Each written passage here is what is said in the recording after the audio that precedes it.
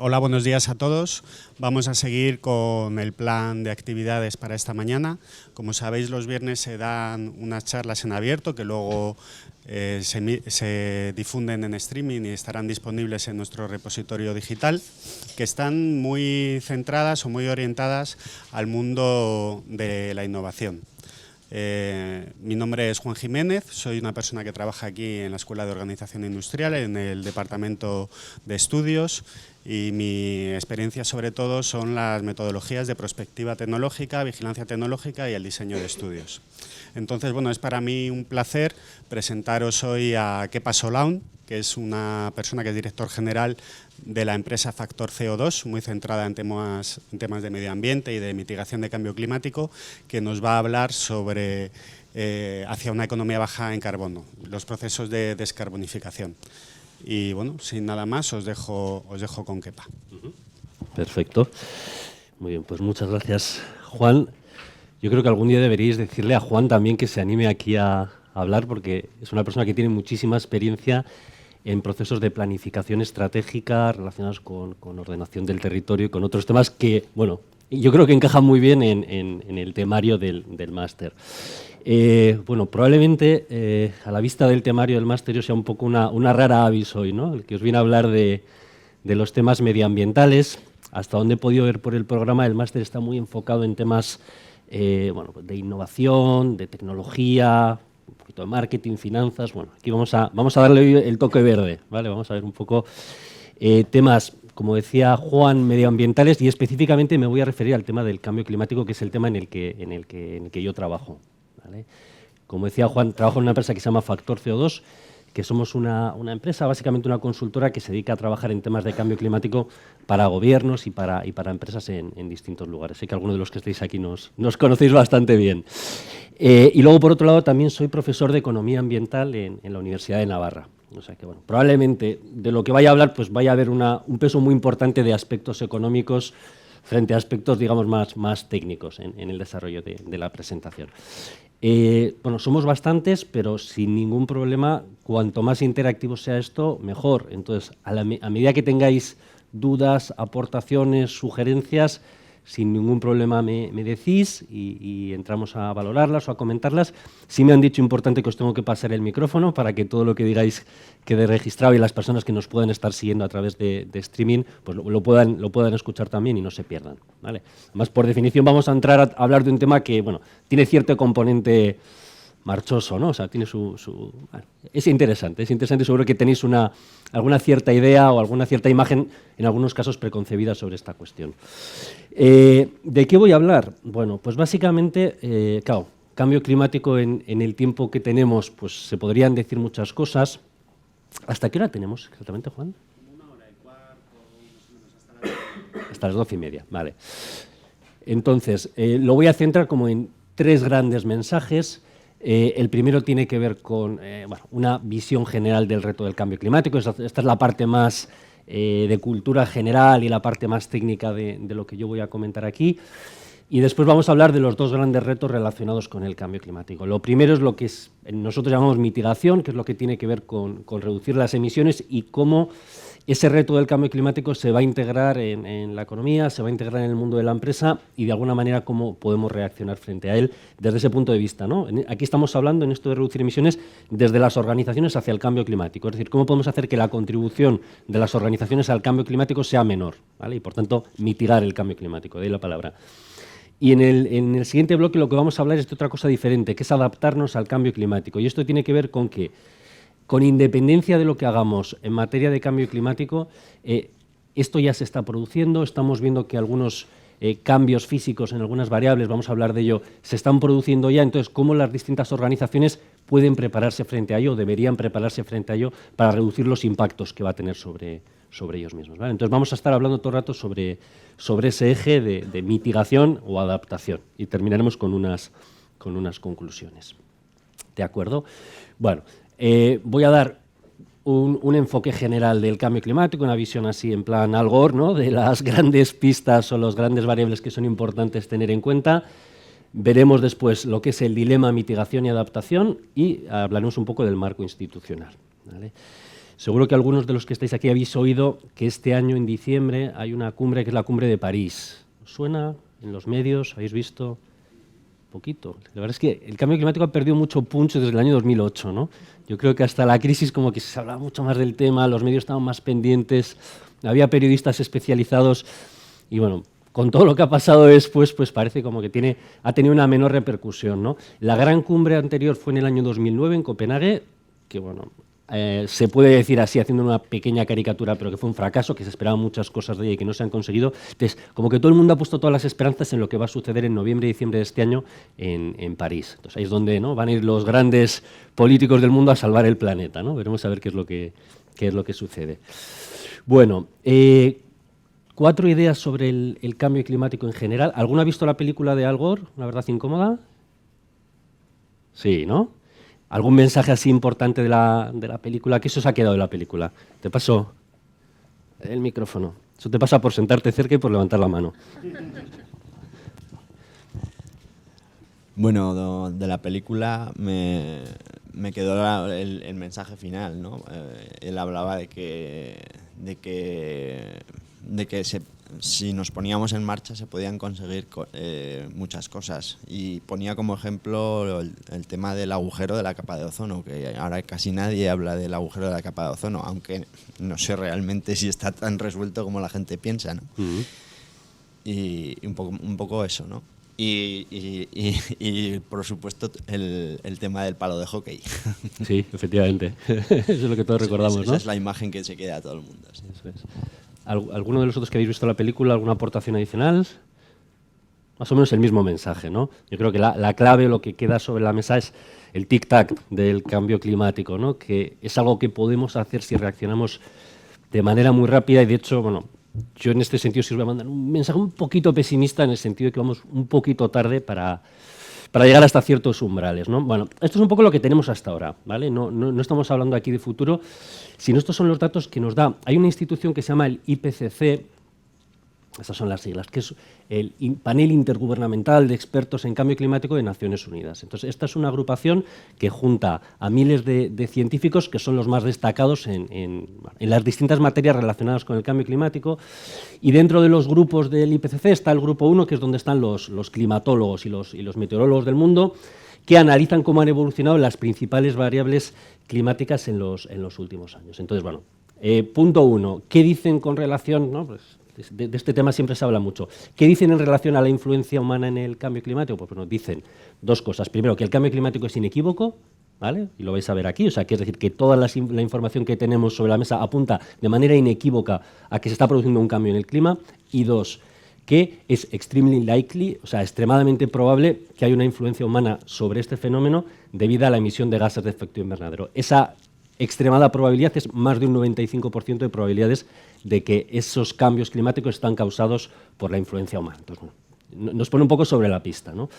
¿Qué vemos? Bueno, pues que el punto de partida son las concentraciones de gases de efecto invernadero. Bueno, esto es muy fácil de entender, ¿no? El cambio climático se genera como consecuencia de la emisión de gases de efecto invernadero, básicamente, o la influencia humana más importante es a través de la emisión de estos gases, que tienen que ver con muchas de las actividades humanas más importantes. Lo más obvio es lo que tiene que ver con el consumo de energía, es decir, con cómo las personas hacemos uso de combustibles para desplazarnos, para producir electricidad, las industrias para producir bienes que consumimos, etcétera, pero también la agricultura, la generación de residuos y la gestión de residuos. Hay muchas actividades humanas que emiten gases de efecto invernadero, y la idea es que esos gases se concentran en la atmósfera y, como consecuencia del efecto invernadero, tienden a calentar la atmósfera.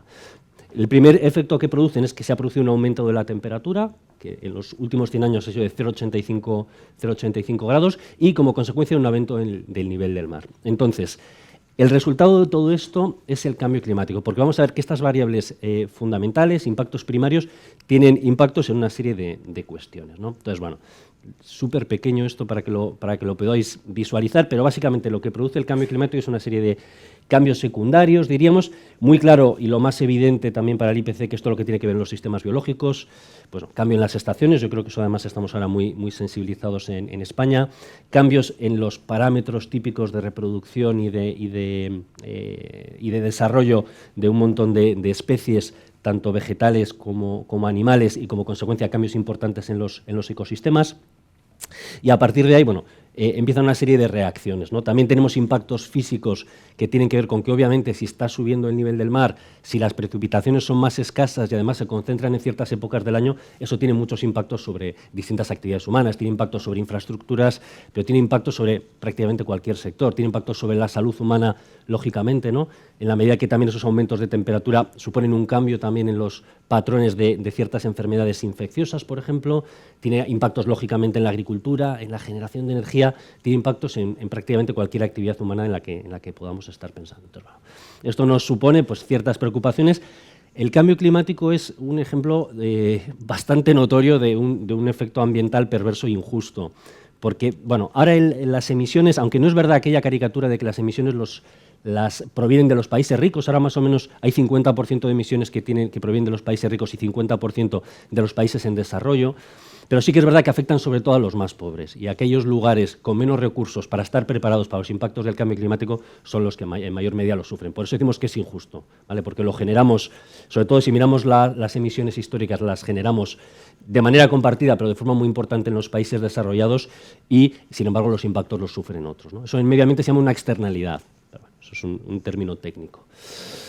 ¿Qué podemos hacer frente al cambio climático? Bueno, este es el esquema típico de Naciones Unidas de cómo actuar, ¿no? Básicamente el diagrama es, tenemos una forma de desarrollarnos, unas vías socioeconómicas de desarrollo, crecimiento económico, tecnología, población, gobierno, vosotros sabéis mucho de todas estas cuestiones. Y como consecuencia de esas vías de desarrollo, pues tenemos una serie de emisiones y concentraciones, sobre todo de gases de efecto invernadero, por centrarnos en lo más importante. Esas concentraciones lo que producen es el cambio climático con esos impactos primarios, ¿no? De aumento de temperatura, elevación del nivel del mar y alteración, casi siempre reducción de las precipitaciones, y como consecuencia unos impactos en sistemas humanos y naturales, desde agua, alimentación, ecosistemas, biodiversidad, asentamientos, salud humana, etc. Entonces, ¿qué tenemos que hacer? Dos cosas. Lo primero y lo más urgente es lo que decía Al Gore, que es empezar a mitigar, empezar a reducir las emisiones. Cuanto antes seamos capaces de reducir esas emisiones y esas concentraciones, antes seremos capaces de evitar esos impactos.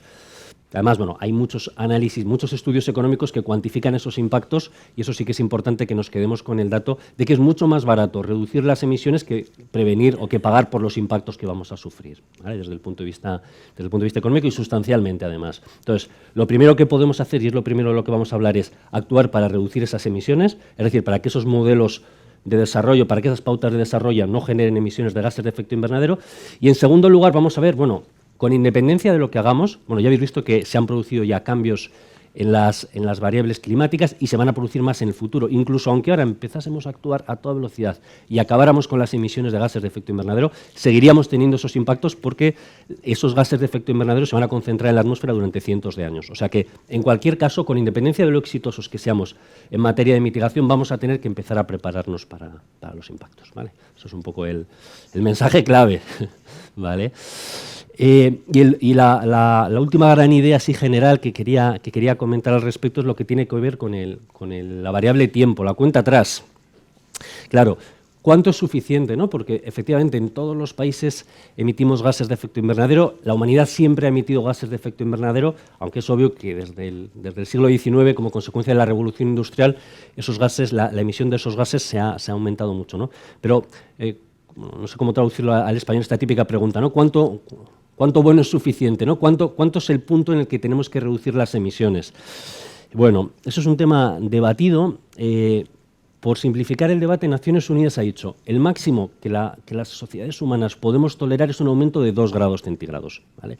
A partir de 2 grados centígrados entramos en una zona muy peligrosa y entramos en una zona en la que los impactos van a ser sustanciales y además una zona en la cual se puede producir una retroalimentación de impactos. Algo abre un poco la puerta, pero igual otros habéis visto la película esta, el día de mañana, ¿no? Bueno, abrimos la puerta a una serie de cosas que se puede parar las corrientes termoalinas, abrimos la puerta a un mundo que no queremos ver. Entonces, 2 grados es como el punto que ha señalado la comunidad internacional al que tenemos que llegar. Hay otros científicos, y de hecho en Naciones Unidas hay un asterisco que pone, bueno, otros dicen que 1,5 grados, pero bueno, entre 1,5 y 2, eso es un matiz técnico. Claro, ¿qué sucede? Que para poder evitar que ese aumento de temperatura supere los 2 grados, por decirlo de manera fácil, tenemos que empezar a actuar ya, inmediatamente. no hay ninguna manera de esperar. De hecho, esto es un informe que publica Naciones Unidas todos los años, que se llama el Emissions Gap, el gap en emisiones, ¿no? el problema que tenemos por delante. Entonces, el problema es que ahora mismo estamos, cuando se publicó esto, 49 gigatoneladas de CO2, que es una gigatonelada, igual, bueno, son 49.000 millones de toneladas, pero bueno, muchas toneladas, 49.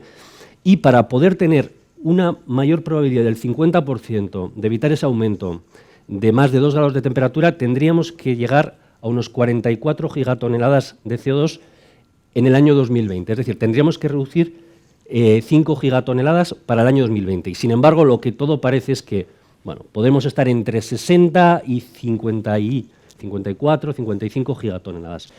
O sea, que estamos en una situación en la que el factor tiempo es extremadamente importante. Tenemos que comenzar a actuar de manera importante. Y una pista para los más pesimistas, y es que lo que Naciones Unidas va a discutir en París es qué hacer a partir del año 2020. O sea, que lo que vamos a hacer antes de 2020 queda un poco de la mano de los distintos países, queda un poco un planteamiento al albur de cada una de las organizaciones. ¿Vale? Entonces, bueno, aquí ya os asusto, ¿no? Así me escucháis luego mucho mejor cuando empecemos a hablar de temas más concretos. Y bueno, ¿cuál es el marco institucional? Bueno, el protocolo de Kioto sí habéis oído hablar de él, ¿no? Como el gran emblema de cambio climático. También es el tratado medioambiental más importante de la historia y con implicaciones económicas más claro, ¿no? Bueno, todo esto forma parte de una cosa que es la Convención Marco de Naciones Unidas para el Cambio Climático, que es una convención que lleva desde el año 1992, y el protocolo de Kioto es como una etapa. De hecho, bueno, como la etapa más importante de ese proceso de negociación. Entonces, el protocolo de Kioto y toda esta fase inicial estaba basada mucho más en la parte de mitigación, de reducción de emisiones, que en la parte de adaptación a los impactos del cambio climático, porque en el año 1992 eran más optimistas de lo que somos ahora. ¿Vale? Y se veía como, bueno, tenemos muchos años todavía para actuar, ¿no? Pues ya 20 y pico años después, pues no lo vemos tan fácil, ¿no? Y estaba basado en esa idea de mitigación y estaba basado en un planteamiento que sobre todo era top-down, en el sentido de que iba a haber una institución superpoderosa que es Naciones Unidas, y Naciones Unidas iba a juntar a los países y les iba a decir, oye, tú reduces el 20%, tú el 30%, tú el 15% y tú el tanto. ¿Vale? Iba a haber una autoridad que de arriba abajo iba a decir a los países lo que tenían que reducir. Es un poco el planteamiento, bajo un principio que sí que es importante, que es lo que se llama el principio de responsabilidades comunes pero diferenciadas. Es decir, que lógicamente no se le puede pedir el mismo esfuerzo a Estados Unidos que el esfuerzo que se le puede pedir a Kenia, porque la situación en la que se encuentran y la responsabilidad en el cambio climático es muy diferente en unos países que en otros. ¿Vale? Ese es un poco el planteamiento que llevamos durante toda esta primera fase. Para que tengáis una idea, el protocolo de Kioto está vigente, pero el protocolo de Kioto, como era conocido, terminó en el año 2012. ¿Vale? O sea, que estamos en una prórroga, vamos a decir. El protocolo de Kioto tuvo su vigencia desde el año 2008 a 2012 y puso en marcha una serie de mecanismos de reducción de emisiones con límites para los distintos países. Por ejemplo, la Unión Europea tenía que reducir un 8% sus emisiones. Estados Unidos tenía que reducir un 7%. Entonces, bueno, había una serie de compromisos. Bien, es cierto que Estados Unidos no ratificó el protocolo de Kioto y, por tanto, él no estaba obligado a cumplir esos compromisos. Pero bueno, estuvo en funcionamiento hasta el año 2012. Pero lo que sucede es que el protocolo de Kioto era una especie de experimento, era una especie de primer paso. Y lo importante era qué iba a llegar después del protocolo de Kioto. Estaba más pensado para diseñar un esquema institucional poderoso para poder poner esto en marcha que para realmente poner freno o poder evitar ese aumento de temperatura en más de 2 grados, ¿no? Entonces, bueno, ha habido distintas cumbres. Yo antes os mencionaba la cumbre de Copenhague en 2009, que fue como la gran cumbre en la que se pensaba que íbamos a ser capaces de poner el Kioto 2 sobre la mesa, por decirlo de alguna manera, y bueno, aquello no funcionó. Básicamente, yo creo que ya lo intuís por lo que sabéis o por lo que leéis en los medios, que las posiciones de los distintos países son diferentes en materia de lo que tiene que ver con cambio climático, ¿no? Además, el mapa de las emisiones ha cambiado mucho desde el año 1990. Entonces, bueno, las formas de actuar y las posiciones de los distintos países son sustancialmente diferentes. Entonces, bueno, aquello no funcionó y ahora las esperanzas están en que a finales de este año, en 2015, se ponga en marcha un nuevo tratado internacional, vamos a decir que sustituya al protocolo de Kioto y sea capaz de poner un poco freno a esta cuestión. Y ahí están en ellos, están los franceses negociando, tratando de convencer a los países que son un poco más renuentes a actuar en esa materia. Y bueno, veremos a ver qué es lo que sucede. Seguramente habrá un tratado en París o algo parecido, ¿no? Ya solo a nivel político yo creo que no pueden permitirse salir sin un acuerdo así. La gran pregunta que permanece es en qué medida ese tratado va a ser capaz de cumplir el objetivo de 1992. Bueno, ese objetivo de evitar interferencias peligrosas y que la temperatura no aumente en más de 2 grados centígrados. Eso es un poco el gran objetivo ahora mismo sobre la mesa, ¿no? Bueno, Estados Unidos, mira, es una pregunta muy difícil, José, si supiera eso. Estados Unidos forma parte de la Convención Marco de Cambio Climático, es decir, forma parte de este proceso institucional. Lo que Estados Unidos no forma parte es del Protocolo de Kioto, que es como un complemento, vamos a decir, de ese marco internacional. Entonces, el proceso ahora se ha hecho de una manera inversa. En vez de ser Naciones Unidas el que dice, oye, tú reduces el 8, tú reduces el 7, tú reduces el 6, lo que se ha dicho es a los países, oye, decidnos lo que podéis reducir, ¿vale? O lo que os comprometís a reducir. De hecho, esto es un proceso extremadamente reciente. A finales de marzo se presentaron INDCs, se llaman, ¿no? Que son las contribuciones de los distintos países a este tema. Estados Unidos ha presentado la suya, la Unión Europea ha presentado la suya, Andorra ha presentado la suya, o sea, hay un montón de países que han presentado sus contribuciones. Entonces, parece que Estados Unidos, claro, en la medida en que lo que surja de París sea coherente con lo que él se ha comprometido, pues probablemente acepte el tratado. Si en París, ahora no lo he dicho, ahora el siguiente paso es que Naciones Unidas coge todos esos compromisos y dice, ¿son suficientes estos compromisos para cumplir el objetivo de 2 grados? Bueno, ya os lo digo yo, esto sí que ¿no? Los vascos apostamos mucho, me juego lo que queráis, obviamente es imposible. Lo que va a decir Naciones Unidas es, con estos compromisos es imposible cumplir el objetivo de los 2 grados. No es que sea extremadamente improbable, es que no se va a cumplir. Entonces, pedirá un aumento de la ambición, ¿no? Que es además como se habla en el sector, a los distintos países. ¿En qué medida Estados Unidos va a entrar o no en ese aumento de ambición? Pues una de las cosas que falta por ver. ¿Qué sé yo? Veremos. A ver, también se ha producido un cambio muy importante. Estados Unidos es un poco el malo del cambio climático, ¿no? Y a los ojos de los medios siempre aparece como el malo y hay muchas razones para ello. Pero sí que es verdad que Estados Unidos ya no es el primer emisor mundial de gases de efecto invernadero, ahora es China, que probablemente dentro de muy poco tiempo pues India ya va a ser el segundo mayor emisor o tercero. Bueno, ahí hay distintas discusiones, también hay temas de contabilidad ahí involucrados. Entonces, el mundo está cambiando muy rápido. Entonces, la postura de Estados Unidos es, bueno, yo haré lo que pueda, pero claro, conmigo no basta. Es verdad que yo tengo mucha responsabilidad, pero tenemos que ser eficientes y si yo reduzco tienen que reducir todos los demás. Vamos a ver, ahí está un poco el reto. Y hay otro tema que no lo he mencionado, que es el tema de la financiación, ¿vale? Porque aquí estamos hablando solo de la parte de compromisos de reducción, que es lo que más titulares tiene, pero hay otra parte que se está hablando que es, bueno, ¿y cuánto dinero vas a poner para que los países que están sufriendo los impactos puedan adaptarse frente a ellos? En Copenhague, que se ha dicho que fue un fracaso, pero sí se dijo una cosa, que hacen falta 100.000 millones de dólares al año, desde el año 2020. De momento no hay 100.000 millones de dólares ni por casualidad, pero eso es otro de los temas en los cuales puede haber debate. Y hay, bueno, pues sí, yo creo que va a ser más fácil conseguir acercarnos a ese objetivo de 100.000 millones de dólares de financiación para los países en vías de desarrollo que al objetivo de los compromisos de reducción. Ahí veremos a ver hasta dónde entra Estados Unidos en este tema. ¿Vale? Bueno, y el último, mira, precisamente el tema de la financiación. Claro, aquí está un poco la idea de, bueno, yo os decía que es una externalidad. ¿Qué quiere decir eso? Cuando hablamos en medio ambiente de una externalidad, estamos hablando de un problema que causan unos y que sufren otros, por decirlo de manera muy grosera. Entonces, el cambio climático es una externalidad de libros, la externalidad más grande, ¿no? En el sentido de que estamos hablando de unas emisiones que se generan en un lugar y los países en vías de desarrollo que sufren los impactos del cambio climático.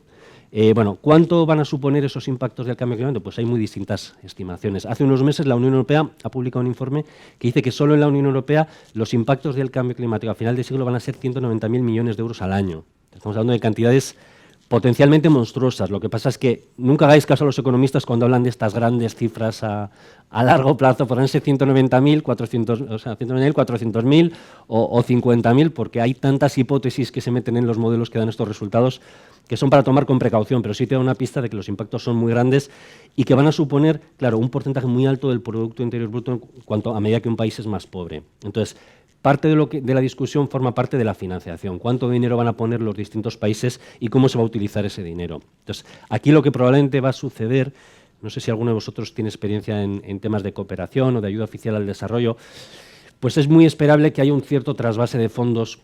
A ver, siempre que salen los grandes políticos en estas cumbres diciendo, no, pues vamos a dar no sé cuántos millones.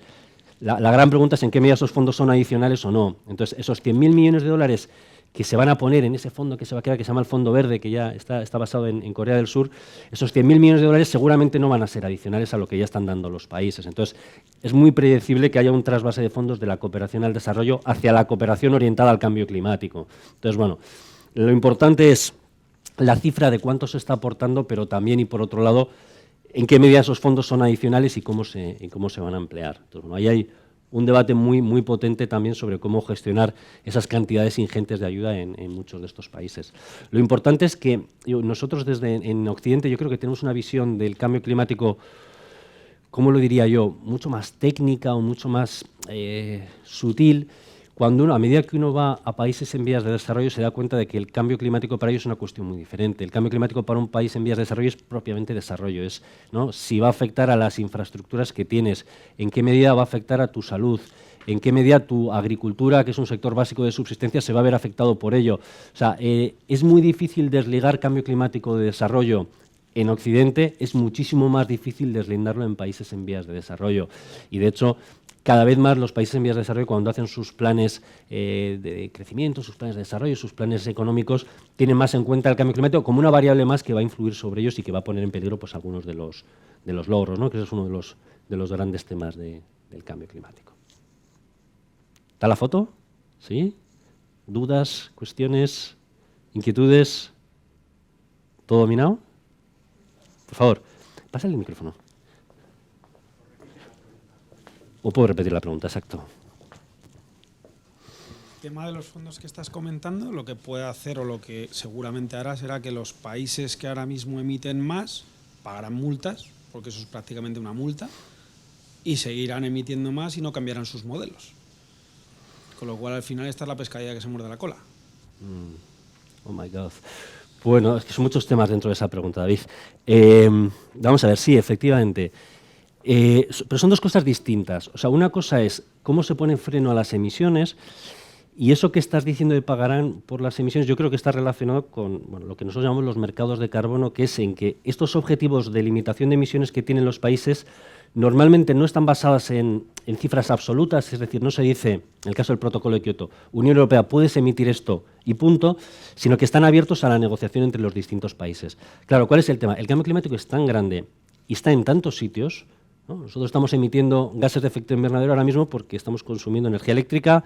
Vengáis como hayáis venido, salvo los que hayáis venido andando, todos tenéis emisiones de gases de efecto invernadero asociadas al medio de transporte en el que habéis venido. El cambio climático es un fenómeno, no es un fenómeno medioambiental como, no sé, los suelos contaminados que están asociados a un contaminante específico en un área concreta, sino que está muy ligado a cómo nos estamos desarrollando. Entonces, en general, la comunidad internacional tiende a poner lo que se llama esquemas de cap and trade, esquemas en los cuales lo que haces es fijar un tope de emisiones a los distintos países, pero les permites a los países poder comerciar entre ellos o poder intercambiar entre ellos sus cuotas a cambio de dinero. Suena muy mal cuando lo ves desde fuera, no es tan duro. Es como si tuviéramos que poner un freno a las emisiones de los que estáis en esta clase. Claro, yo podría hacer una norma que digo, no puedes emitir más de esto. ¿Pero qué hago si alguien lo supera?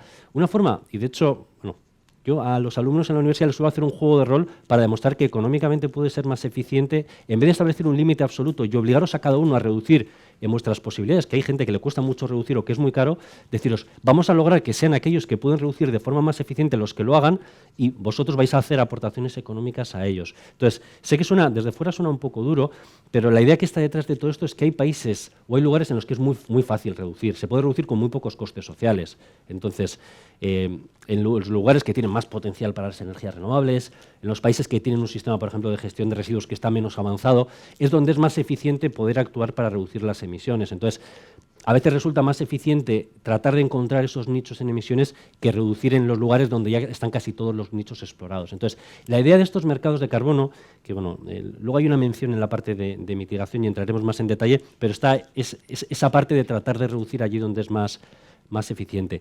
Pero esto es otra cosa distinta. Luego vamos a entrar en los mercados y probablemente os asuste un poco, o bueno, genere ciertas suspicacias, pero lo que estamos hablando ahora no es tanto de cómo se va a cumplir el objetivo de reducción, sino de cuánto dinero van a aportar a tocateja a todos los países. Cuando se está hablando de 100.000 millones, quiere decir que la comunidad ha dicho, oye, no se ha establecido la cuota todavía de reparto, ¿vale? Y además va a estar el sector privado y va a haber más gente poniendo dinero. Pero la idea es, oye, todos los que estáis, por ejemplo, ¿no? Aquí estáis menos, ¿no? Pues estos sois los países desarrollados, vosotros sois los países en vías de desarrollo. Entonces, vosotros habéis generado en mayor medida el problema y ellos los están sufriendo y tienen menos recursos. Entonces, vamos a poner dinero, chicos. Entonces, ¿en función de cómo se hará? Pues en función del tamaño de la economía, Probablemente en función de las emisiones per cápita, ese puede ser un criterio también. Hay muchos artículos académicos sobre cómo se va a hacer esto.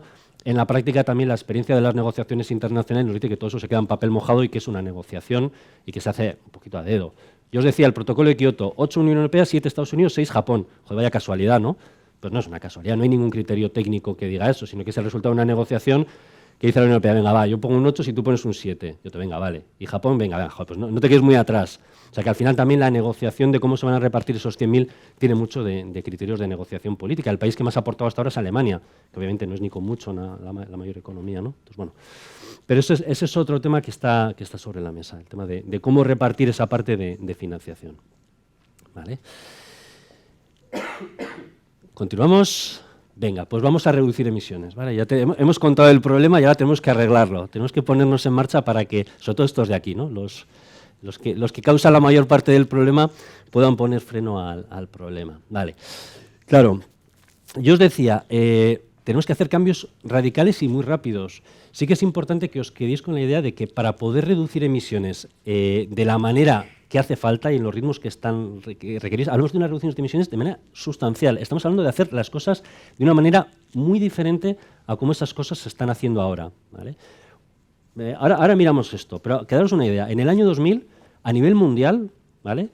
Por cada dólar que se producía, había 1.000 gramos de CO2. ¿Vale? Estos son los típicos números que hacen los economistas. Hemos sido capaces de reducir desde el año 2000 esa cantidad en aproximadamente un 20%. ¿Vale? Hay ciertos trucos en los cálculos, pero quedaros con esa cifra. Lo que estamos hablando es que tenemos que bajar desde 800 gramos por euro, tenemos que bajar hasta 6 gramos por euro en el año 2050. O sea, hablamos de una transformación sustancial si de verdad queremos estar cerca de cumplir esos objetivos de los 2 grados centígrados. Y eso supone muchísimos cambios. Esta es lo que se llama la hoja de ruta europea, ¿vale? Que esto es un planteamiento que ha hecho la Unión Europea al año 2050. Esto afecta a todo. Esto es, como dice la Unión Europea, que vamos a tener que llegar a unas reducciones entre el 85 y el 90% para el año 2050. ¿Vale? Hablamos claro, esto es un cambio radical. Esto significa que la electricidad va a reducir sus emisiones no en un 5, no en un 10, en un 95%. ¿Vale? Hablamos de que el sector residencial y terciario en un 85% vamos a reducir las emisiones y en la industria en un 80%. O sea, hablamos de reducciones que nos obligan a ver las cosas desde otro punto de vista. O sea, con una lógica de continuidad, ¿no? Con Juan hemos hablado de esto más veces, con una lógica de continuidad desde dónde estamos hacia el futuro y con una proyección lineal, jamás vamos a ser capaces de llegar a esto, ¿vale? Porque pensar en esto supone pensar en, claro, utilizar unas herramientas, las herramientas más ambiciosas que actualmente están disponibles, e incluso pensar en utilizar herramientas que ahora mismo todavía no están plenamente desarrolladas. Supone una lógica distinta de pensamiento, ¿no? De hecho, cuando se hacen proyecciones a tan largo plazo, normalmente la recomendación es hacerlo al revés. O sea, no coger desde el futuro y tirar hacia adelante, que es algo que hay que hacer también, pero sino también pensar en hacia dónde tenemos que llegar y cómo vamos a ser capaces de llegar allá, ¿no? Porque te obliga a pensar de una manera diferente. Claro, ¿en qué consiste la estrategia de la Unión Europea? Lo más fácil de entender es la parte del sector eléctrico, y eso ya lo estáis viendo, ¿no? Ha habido movimientos empresariales también en España de que compañías de sectores energéticos no eléctricos están comprando compañías eléctricas, no hace falta dar nombres. Claro, la idea de todo esto es que la electricidad va a ser clave y la electrificación va a ser clave. Si somos capaces de reducir un 95% las emisiones del sector eléctrico, quiere decir que vamos a ser capaces de utilizar la electricidad casi sin emisiones, ¿vale? ¿Eso qué significa? Claro, que vamos a tener que electrificar el transporte. Si tenemos electricidad sin emisiones, utilicemos electricidad, no utilicemos otros combustibles que no sabemos cómo evitar sus emisiones. Vamos a tener que electrificar las viviendas, que eso es un proceso que ya la Unión Europea está poniendo cosas sobre la marcha para poder hacerlo, porque es la forma más sencilla, entre comillas, de ser capaces de conseguir las reducciones que estamos estimando. La electricidad tiene una cosa, es el único sector que puede producir su producto prácticamente con 0 emisiones. ¿Vale? Que obviamente sabéis que me estoy refiriendo a las energías renovables. Entonces, es el que tiene ese mayor potencial, porque la industria generalmente no tiene herramientas, no hay forma todavía, no sabemos cómo producir acero con 0 gramos de CO2. No lo hemos descubierto, ni siquiera utilizando chatarra ni utilizando materiales reciclados somos capaces ni por asomo de tener acero con 0 gramos de CO2. Sin embargo, la electricidad es algo que ya está disponible. Entonces, todo apunta a un peso de la electrificación y una reducción de emisiones muy fuerte en el sector eléctrico, ¿vale? Y eso, obviamente, tiene repercusiones en todos. Si el sector residencial y el sector servicios utilizan esa energía eléctrica como principal material, obviamente van a reducir en buena medida sus emisiones, ¿no? Y aparte de que hablamos dentro de esta idea está el tema de los edificios de consumo nulo o casi nulo. Es decir, que hablamos de que los edificios en el futuro deberán ser no solo, no es que no van a consumir energía, sino es que prácticamente van a ser excedentarios en energía. Van a tener que producir toda la energía que necesitan, incluso poder verter el excedente a la red, ¿no? Y esto es algo que llega muy de la filosofía de ciertos países en los cuales pues, el suelo es muy escaso, ¿no? Sí. Sí.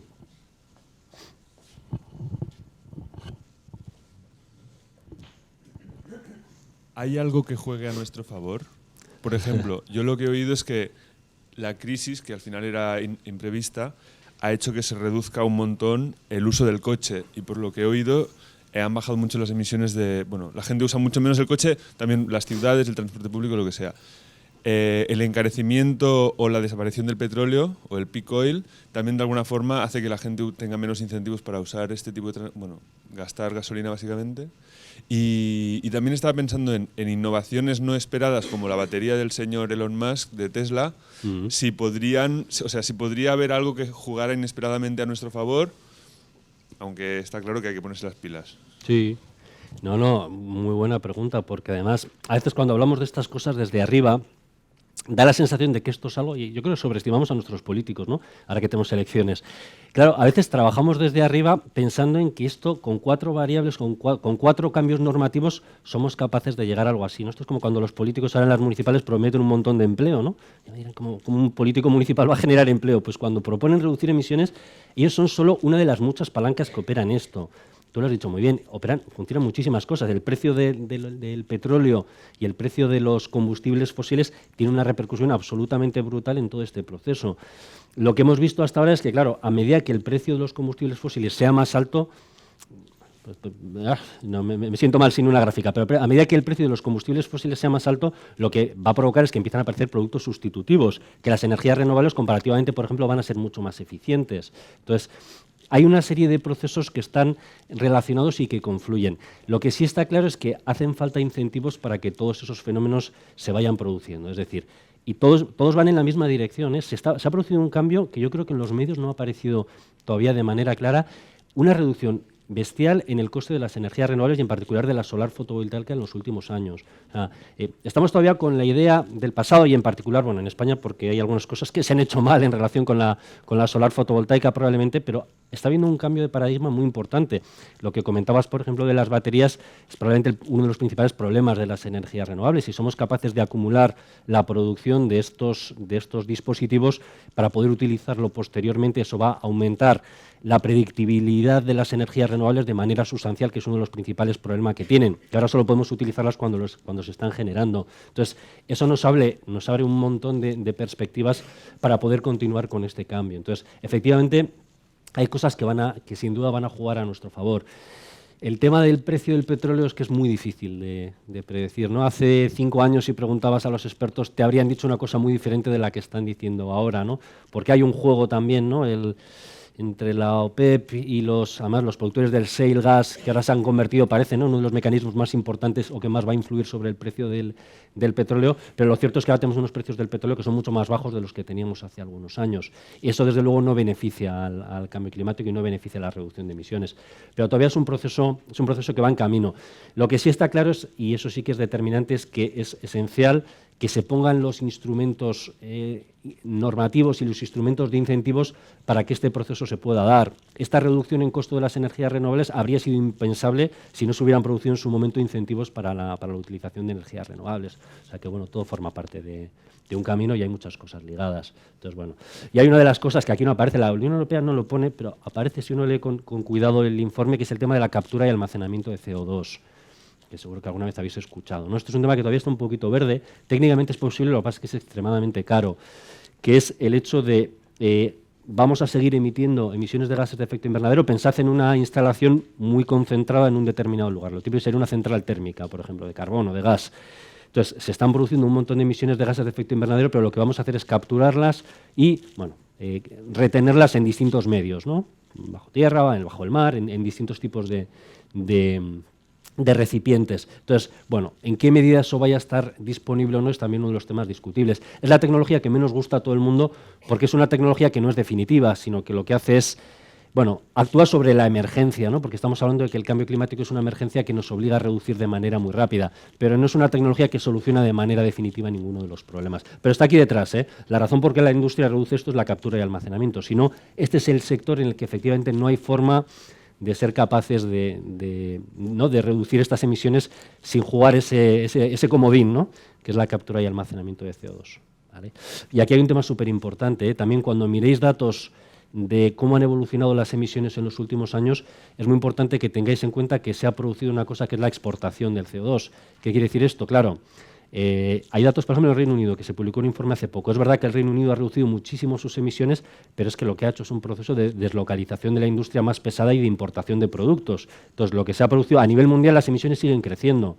O sea, no nos quedemos conformes cuando se publican los datos de la Unión Europea de que está reduciendo emisiones, que es verdad, pero está reduciendo emisiones porque cada vez importa más productos intensivos en energía. Entonces, todo esto forma parte de un mapa mundial y tiene que producirse a nivel mundial para que esto tenga sentido. La Unión Europea es el 8% de las emisiones mundiales, o sea, no os penséis que si la Unión Europea cambia, esto va a cambiar. De hecho, cada vez es menos relevante como agente en la negociación internacional, tiene un peso muy pequeño. ¿Vale? El mundo ha cambiado mucho. Bueno. ¿Cómo funciona la mitigación de emisiones? Bueno, pues cómo se suele trabajar sobre ella. Más o menos el esquema de trabajo es, obviamente necesitamos conocer cuál es la situación actual y aquí se trabaja, bueno, esto sirve desde para una empresa, para un municipio o para un país, ¿no? Pero el primer lugar es conocer dónde estamos, conocer nuestra huella de carbono, nuestro inventario de emisiones, identificar y analizar esa situación actual y luego ver pues, cuáles son los ciclos de actuación más probables, cuáles son los caminos que poder seguir y analizar e identificar las medidas que podemos poner en marcha. ¿Vale? Y a partir de ahí, bueno, pues establecer la hoja de ruta, ¿no?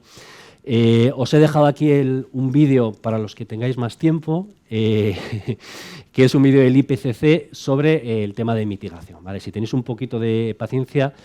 Ahora en YouTube sabéis que casi todos los vídeos se les puede poner los subtítulos si alguno le tiene un poco más de... La verdad es que en los subtítulos salen, yo creo que son automáticos porque son espantosos, pero bueno, por lo menos os ayudan para seguir un poco lo que se está diciendo y lo que es una reflexión sobre el estado actual de la mitigación y cómo ve el IPCC que va a ser posible reducir emisiones a nivel sustancial a nivel mundial. ¿Vale? Bueno, claro, el tema del dinero. Luego vamos a hablar más también en cuestión de dinero.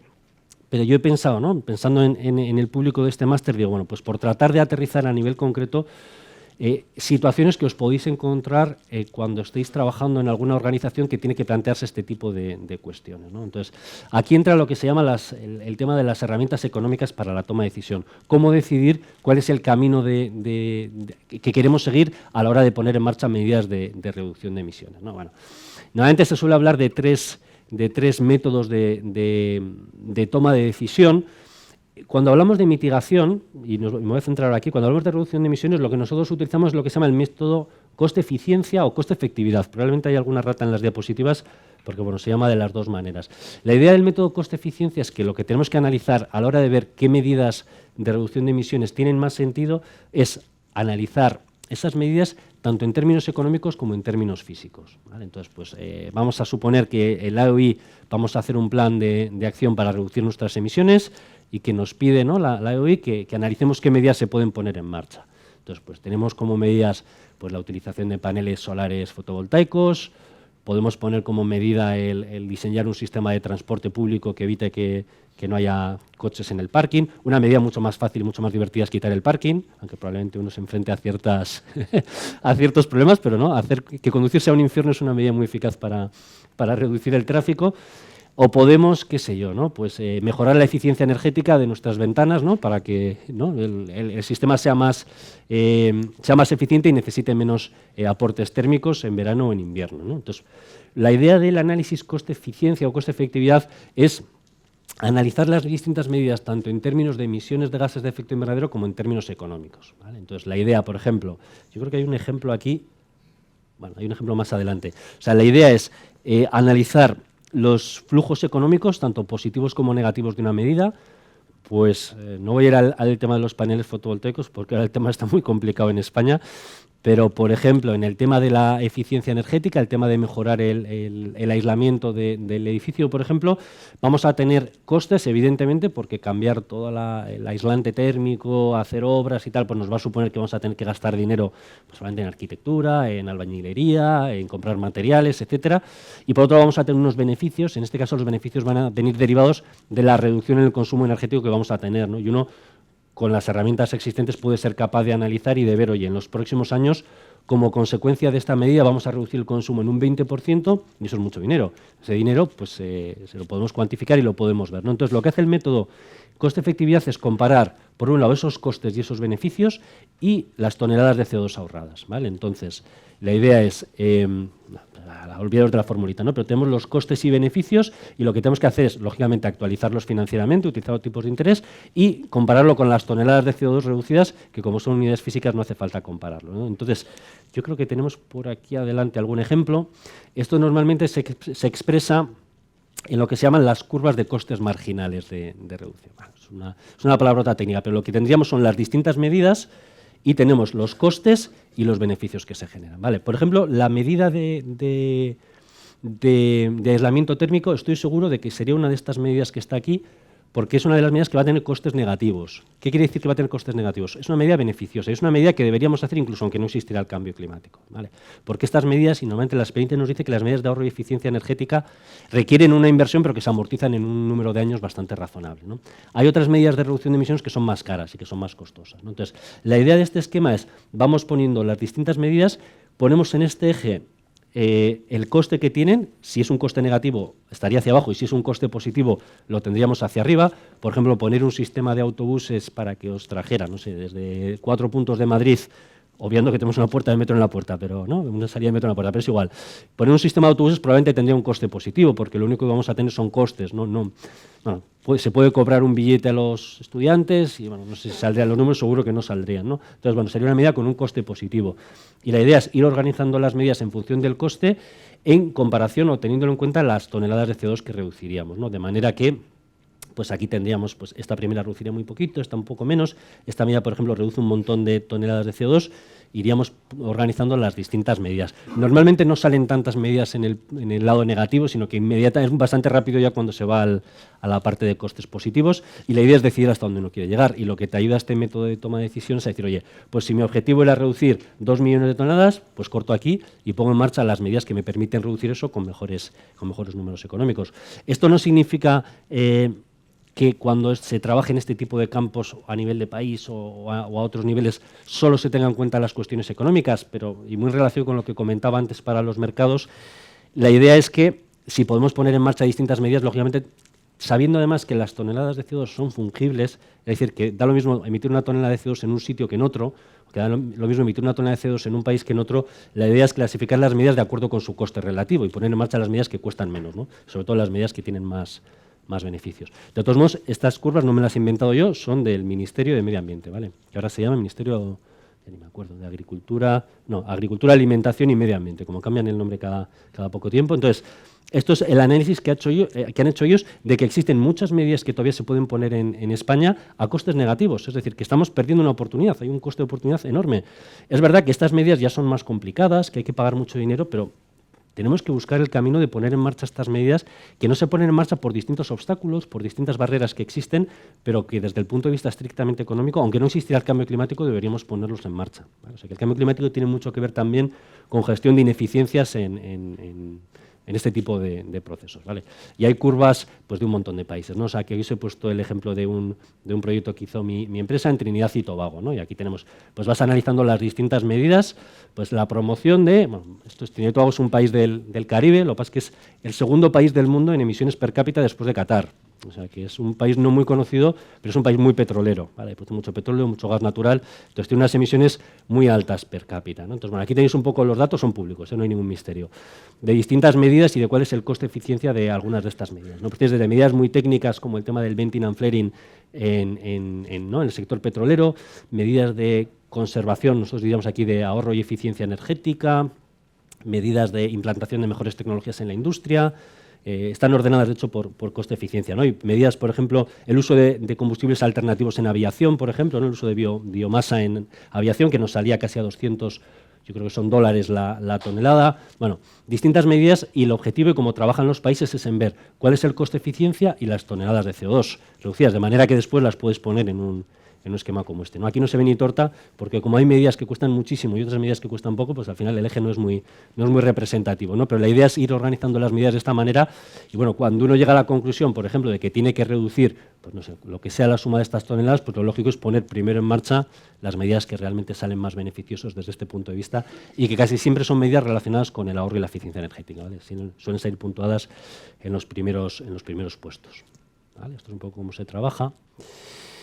Aquí tenéis, bueno, esto es un poco cuál es el resultado y cómo se establecen las hojas de ruta, ¿no? Pues aquí es donde estamos, aquí es donde vamos a llegar si no hacemos nada, que es lo que os comentaba antes, y bueno, cómo poder llegar, en este caso, como muchos países en vías de desarrollo, no te planteas tanto reducir emisiones, sino tratar de evitar que aumenten mucho, ¿no?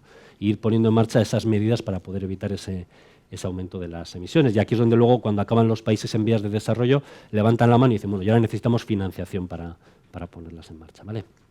Y bueno, lo último que quería comentar en materia de reducción de emisiones es lo que tiene que ver con la parte de los mercados de carbono, ¿vale? Entonces, esto va un poco a raíz de la pregunta que había hecho David antes, ¿cómo funcionan estas cosas o cómo se distribuyen estos objetivos, ¿vale? La filosofía, esto es una diapositiva viejísima, que yo creo que soy el único ya que lo utiliza en mi empresa, porque pues, será del año 2008 o así. Y es una diapositiva que explica cómo funcionaba el protocolo de Kioto, pero que a mí me gusta esta diapositiva porque es muy útil para ver cómo funcionan todos estos mecanismos en la práctica, ¿vale? Entonces, la idea es, de nuevo, tenemos a los malos, que son los países desarrollados, y tenemos a los no tan malos, que son los países en desarrollo. Entonces, la idea de este tipo de instrumentos es decir, oye, ¿cuántos son tus emisiones al año? Aquí tenemos una serie de países, cada uno de ellos tiene una serie de emisiones al año, por ejemplo, y lo que tenemos es lo que se llama una asignación de emisiones. Se les da un tope de emisiones, que bueno, a algunos países, por ejemplo, se les deja emitir más de lo que emitían, que no es lo lógico, pues para poner el ejemplo. Ya hay otros muchos países, por ejemplo, que lo que se les da es un tope mucho más bajo que sus emisiones, ¿vale? Sin entrar aquí en cómo son los criterios de reparto, que tienen una importancia económica muy, muy importante. Entonces, claro, la idea de estos mercados es, dado que el cambio climático, por un lado, es un fenómeno global y que está ligado a muchos elementos en el desarrollo de un país, que no es un tema que se pueda aislar específicamente, ¿no? Como puede suceder con otros problemas medioambientales, por un lado.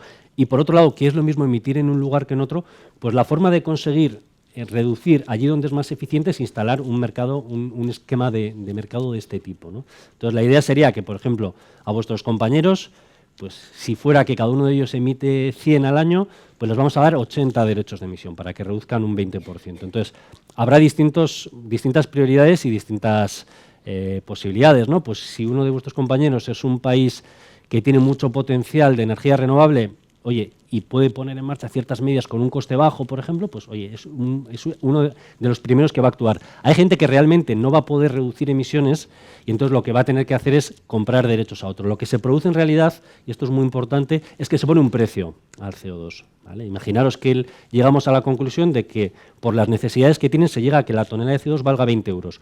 Lo que supone es que todas las medidas que se puedan poner por debajo de los 20 euros se van a poner en marcha. Sabiendo, la gente va a saber que una de dos, o reduce o paga. Entonces, si eres capaz de reducir por debajo de 20 euros la tonelada de CO2, lo vas a poner en marcha, y si no eres capaz de reducir, lo que vas a hacer es acudir al mercado a comprar a aquellos que sí son capaces de reducir. A medida que la asignación sea más escasa, lo que va a suceder es que el precio va a subir. Si yo os doy 80 el primer año y estábamos en 20, pero el año siguiente os doy 60, lo probable es que ese precio suba, ¿vale? Porque hay más escasez y porque va a haber más demanda de CO2, ¿vale? Esto funcionó en el caso del protocolo de Kioto para países y funciona en el caso de la Unión Europea, y esto es el aterrizaje un poco más a lo concreto, en lo que se llama el Comercio Europeo de Derechos de Emisión, que es el esquema más grande de cap and trade que se ha hecho nunca. Y este es un esquema que afecta a 15.000 empresas en Europa, a las que se les funciona de manera muy parecida como funciona el protocolo de Kioto, vamos a decir. O sea, si este es uno de los países, pues lo que hace ese país de alguna manera, en este caso la Unión Europea, es trasladar sus limitaciones o esos objetivos de emisiones a los distintos países, a las distintas empresas, de manera que cada una de esas empresas lo que hace es recibir una cantidad limitada de derechos de emisión y de nuevo se genera un precio y un intercambio, ¿no? El Comercio Europeo de Derechos de Emisión, yo creo que aquí hay una gráfica, fijaros, estamos hablando de que estos mercados, y es básicamente la Unión Europea, mueve 180.000 millones de dólares al año. Y aquí lo que se produce es que Ahora, por ejemplo, es 7,6 el precio de la tonelada de CO2, un poquito más bajo, baja un poquito, 7,3 yo creo estar ahora. Lo que se genera es que hay empresas que todos los días compran o venden derechos de emisión en función de cómo funcionan sus variables económicas más importantes. Hay sectores en los cuales reducir es muy complicado y que necesariamente tienen que comprar derechos de emisión y establecen sus estrategias de compra, y hay gente que lo que puede hacer es reducir y, por tanto, reduce y pone en marcha o pone en venta derechos, ¿vale? Lo que sucede hasta ahora es que hay un problema, que es que el precio es enormemente volátil, ¿vale? Esto es viejillo también, yo creo que llega hasta el año 2010, pero fijaros el precio que ha tenido la tonelada de CO2 en Europa. Yo os he dicho que ahora están 7, pero cuando empezó el mercado, claro, esto es un mercado artificial, entonces al principio no hay una señal de precio y la señal de precio la generan la oferta y la demanda. Entonces en un primer momento fuimos hasta 30 euros la tonelada, bajó hasta 10 euros la tonelada, volvió a subir un poquito por causas muy específicas, acabó valiendo 0 euros la tonelada, vamos, 10 céntimos que te daban por piedad, volvió a subir prácticamente hasta 30, volvió a bajar. Entonces, y ahora está a 7 euros la tonelada. Entonces, lo que hemos descubierto al poner en marcha estos esquemas es que la realidad es muy complicada. Lo que sucedió aquí es que primero, y esto sucede en todos estos esquemas, ¿no? La tragedia de los comunes, que los estados daban demasiados derechos a sus empresas porque ninguno quiere perjudicar a sus empresas. Entonces, durante el primer periodo, las empresas recibieron más derechos de los que necesitaban. Es decir, si emitían 100 vuestros compañeros, les di 200. Entonces, claro, nadie quiere comprar ni vender, no vale nada el activo que les ha dado porque le sobra a todo el mundo. Entonces, la Unión Europea dice, esto es una chapuza, voy a darlo yo a partir de ahora. Y la Unión Europea lo dio y lo hizo bien, pero en el año 2008 nos encontramos la crisis. Y la crisis significa que ellos bajaron un montón su producción y, por tanto, aunque yo les había dado para reducir emisiones, nos dimos cuenta que habían bajado más de lo que yo les había dado. Entonces, por tanto, otra vez bajó el precio. Entonces, es un mercado que está muy, muy condicionado, lógicamente, por distintas variables, ¿no? Variables políticas y regulatorias, variables económicas. Obviamente el precio de los combustibles es súper importante, ¿no? De hecho, el precio de los combustibles fósiles es probablemente el principal driver, ¿no? del precio del CO2, lo que más condiciona las subidas y bajadas. Entonces, bueno, es una herramienta que ya está en funcionamiento, o sea que en España hay pues del orden de 1.500 instalaciones, un poquito menos, 1.000 y pico instalaciones que están afectadas por el comercio europeo de derechos de emisión. Entonces, es un esquema que ya está en funcionamiento y que ya hay empresas que tienen interiorizado esto y que sus departamentos financieros están gestionando el tema de las emisiones de gases de efecto invernadero, muy ligado a la producción que tienen y a sus emisiones. ¿Vale? ¿Qué os parece esto de reducir emisiones? ¿Difícil? ¿Alguna pregunta? Yo creo que David tenía algo que preguntar, sí. ¿Cómo controlas el balance de producción entre empresas multinacionales que están en Europa, en Asia, en África? Cogen y dicen, no, hay que bajarla de Europa. Se van a África, producen más en África, menos en Europa. Están cumpliendo, sí. Siguen haciendo lo que hacían. Sí. A ver, el esquema, como bien apuntas, se aplica solo a empresas que están radicadas en territorio europeo, es decir, que imaginamos que somos una multinacional que tenemos plantas en España y en Marruecos, pues ya el caso más fácil, solo se aplica a nuestras plantas que tengamos en España, ¿vale? O sea, que las que están en Marruecos no estarían sujetas a esto. Entonces, lo que la Unión Europea ha hecho una cosa, es un sistema súper intervenido. La Unión Europea en general tiene mucha tendencia a la intervención y a establecer sistemas extremadamente barrocos, y esto es uno de los sistemas más barrocos que jamás ha diseñado la Unión Europea. Y ha hecho una cosa que se llama la fuga de carbono, ¿vale? Y la protección de sectores en fuga de carbono. ¿Qué quiere decir eso? Ha ido sector por sector analizando en qué sectores se puede producir ese efecto que tú comentabas, que es lo que se llama la fuga de carbono. Es decir, que en vez de producir en Europa como consecuencia de este régimen, lo que voy a hacer es, en vez de producir en mi planta de Toledo, voy a ir a Marruecos y voy a producir en mi planta allí y voy a introducir el producto en Europa. Entonces, lo que se ha hecho es, aquellos sectores en los que se consideraban que esto se iba a producir, les han dado la asignación gratuita, ¿vale? No les han dado todo lo que pedían, pero sí les han dado asignación para ser muy eficientes. Es decir, si tú, por ejemplo, eres una empresa de papel y en tu tipo de papel se considera que puedes producir, no sé, una tonelada de papel con 800 gramos de CO2, te voy a dar exactamente 800 gramos de CO2 por cada tonelada de papel que produce para forzarte a ser el mejor y a ser lo más eficiente posible. Pero se les trata de manera diferente que aquellos sectores en los cuales eso no se puede producir. Piensa en el caso del sector eléctrico. Tú no puedes producir la energía eléctrica en Marruecos y pasarla en España, porque es un sector que tiene unas barreras físicas muy evidentes, ¿no? Que ahora está cambiando un poquito. Entonces, al caso del sector eléctrico, como no tiene ese problema, han dicho, se acabó, no te vamos a dar nada. Y el sector eléctrico no recibe derechos de emisión. El sector eléctrico tiene que comprarlo todo, ¿vale? Es el único que cuando empieza las cartas están un poco marcadas, ¿no? Es el único que cuando empieza el juego dice, ¿quién vende? ¿Quién vende? ¿Quién vende? ¿No? Porque tiene que comprar, ¿no?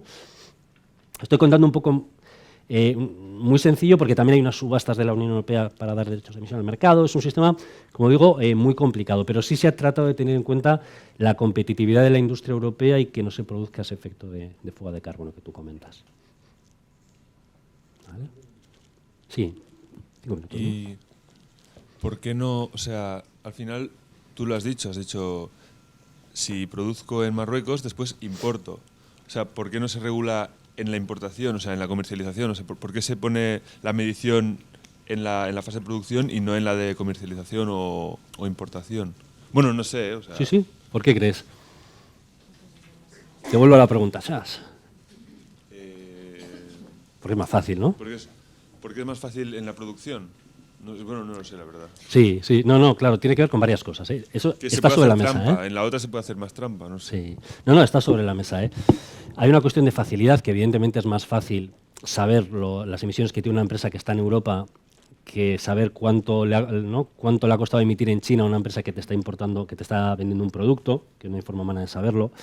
Y por otro lado hay un tema de regulación de comercio, la Organización Mundial del Comercio y otro tipo de cuestiones, ¿no? Pero sí está sobre la mesa, hay una cosa que se llama medidas compensatorias, está sobre la mesa un arancel al CO2.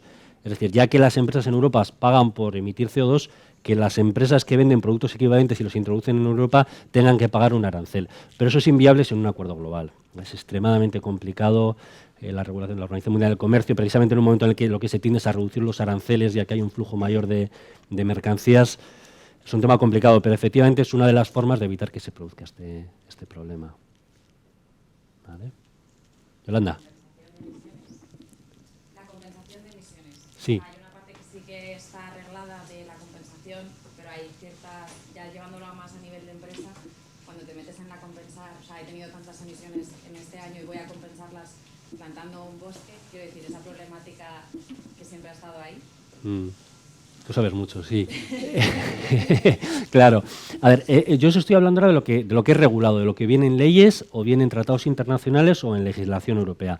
Lo que Yolanda está preguntando ahora es por lo que se llama la compensación de emisiones, que estas son iniciativas voluntarias por el cual ciertas empresas, lo habéis visto muchas veces, ¿no? Pues en los medios, pues Red Eléctrica compensa las emisiones de su junta de accionistas, o hay otras empresas que venden y que miras, no va a ser el caso de Fonbella, pero que miras la etiqueta y te pone producto neutro en emisiones, sobre todo en entornos anglosajones, ¿no? En el Reino Unido, en Estados Unidos, hay productos que se comercializan como neutros en emisiones.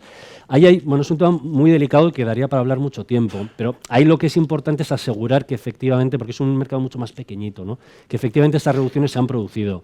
Es decir, y hay ya ciertos estándares para reconocer aquellas reducciones que son reales de aquellas que no lo son, porque en el principio, cuando empezó esto de la compensación, no existía como tal, y alguien podía decir que era neutro en emisiones, no daré nombres, y luego resulta que cuando uno rasca un poco, dice, pero si no has hecho nada realmente. Entonces, o estás diciendo que eres neutro por cosas que realmente no han supuesto un cambio, ¿no? Entonces, bueno, eso es un tema que yo creo que cada vez está un poquito mejor y que se está regulando, pero bueno, da para hablar mucho. ¿Vale?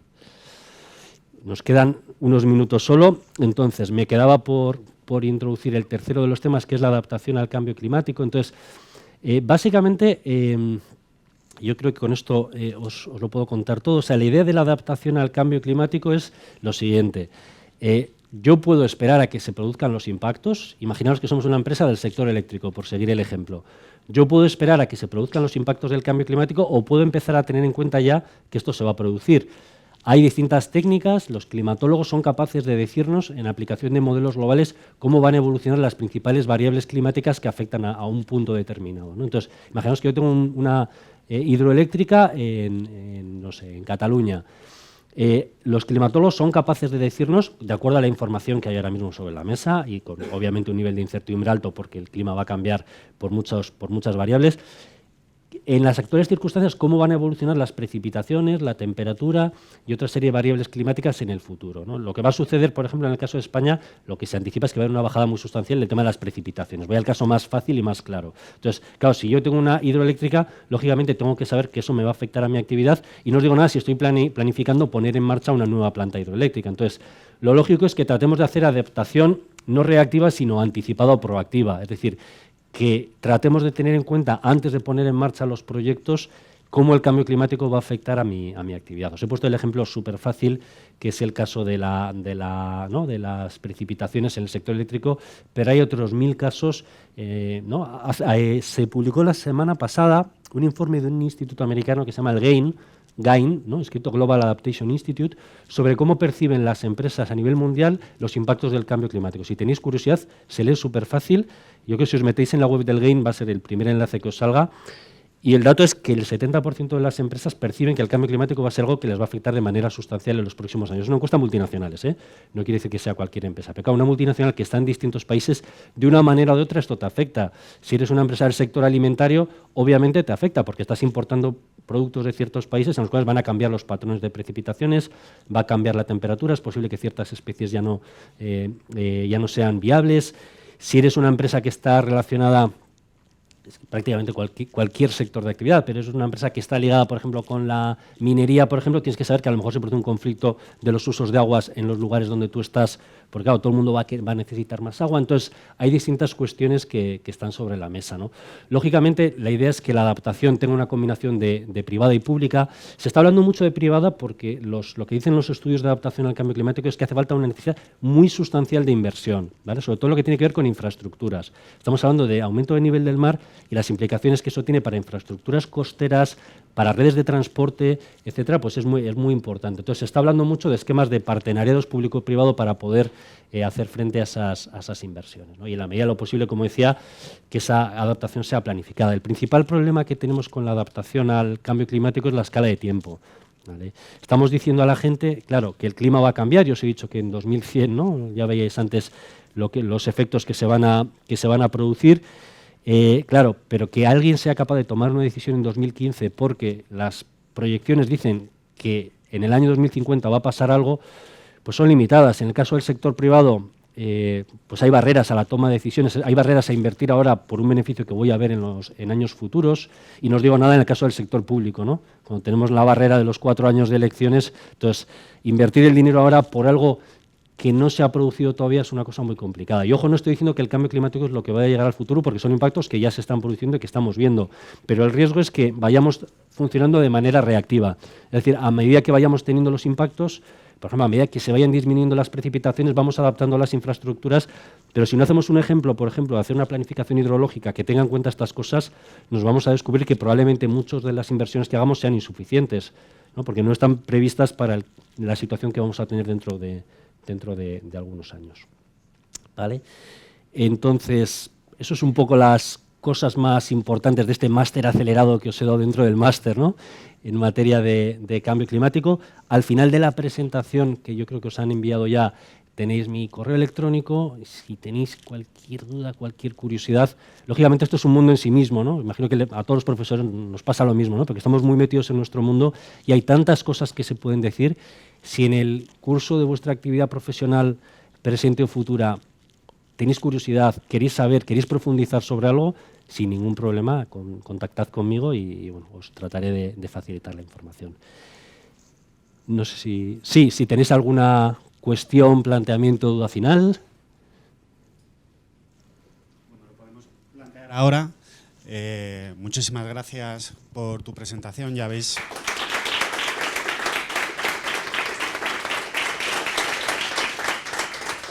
Es un lujo realmente contar con alguien que trabaja en esto día a día y que tiene una experiencia de contacto íntimo. La idea con la que yo me quedo es, hemos visto cuál es la dimensión del desafío. Creo que tanto en la primera parte como en la segunda ha quedado claro que la única manera de poder hacer frente y conseguir los objetivos es empezar a hacer las cosas, y yo diría todas las cosas, de manera diferente. Y hacer las cosas de manera diferente no es más que la esencia de la innovación misma. Es decir, el campo que hay para hacer cosas distintas, tanto en procesos como en productos, canales de distribución, de comercialización, la manera en la que todos consumimos, porque hemos hablado mucho de la planificación desde la Unión Europea, desde los ámbitos internacionales y las instituciones internacionales, pero esto afecta y va a afectar al ciudadano, a su manera de consumir, a sus hábitos. Me gustaría que en el contexto del máster, del programa de innovación, penséis en cómo puede afectar esto a cualquier área de actividad en la que estemos involucrados, porque creo que la relación es directa y muy importante. Y bueno, no sé, Félix, si hay momento para algo más o si alguna pregunta, o lo dejamos aquí.